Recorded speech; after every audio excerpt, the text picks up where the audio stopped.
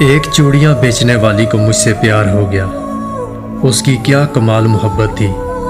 وہ جہاں بھی جاتی وہاں کی مشہور چیز میرے لیے تحفے میں لاتی تھی۔ وہ میری خاطر میرے شہر میں 4 سال تک رہی۔ روزانہ میری منتیں کرتی اور روتی رہتی، کہتی تھی کہ میرے ساتھ شادی کر لو۔ میرے لگاتار انکار پر وہ واپس اپنے آبائی گاؤں جنگ چلی گئی۔ کچھ عرصے بعد میں اپنے دوستوں کے ساتھ بہو سلطان کے مزار پر گیا۔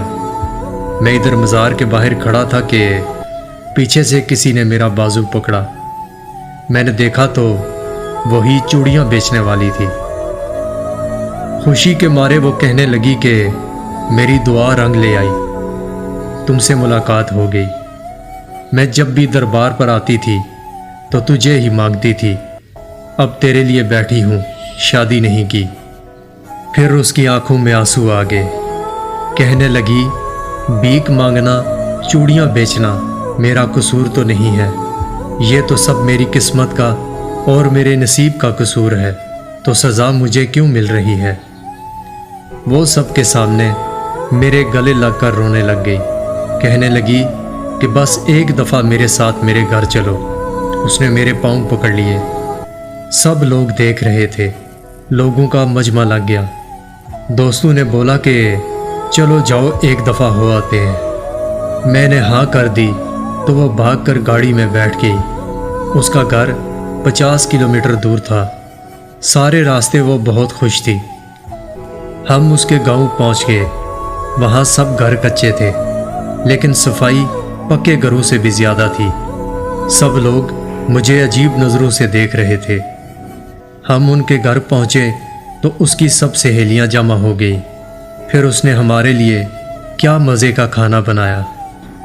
اس کے گھر والوں نے مجھے بتایا کہ یہ لڑکی تو سارا وقت تمہارے نام کی تسبیح کرتی ہے۔ اور پھر جب ہم واپس آنے لگے تو اس کی آنکھوں سے آنسو نہیں رک رہے تھے۔ میرے ہاتھ چوم کر کہنے لگی کہ تیرا قصور نہیں ہے، میری قسمت کا قصور ہے جو میں چوڑیاں بیچنے والی کے گھر پیدا ہوئی۔ بڑی مشکل سے ہم سب نے اسے چپ کرایا اور پھر ہم واپسی کے لیے نکل آئے۔ میں کار کے شیشے سے اسے دیکھ رہا تھا۔ وہ تب تک دیکھتی رہی جب تک ہماری گاڑی اس کی نظروں سے دور نہیں ہوئی۔ وہ ہماری آخری ملاقات تھی۔ پھر ایک دن میرا اس سے ملنے کو دل کیا تو میں اس کے گاؤں چلا گیا۔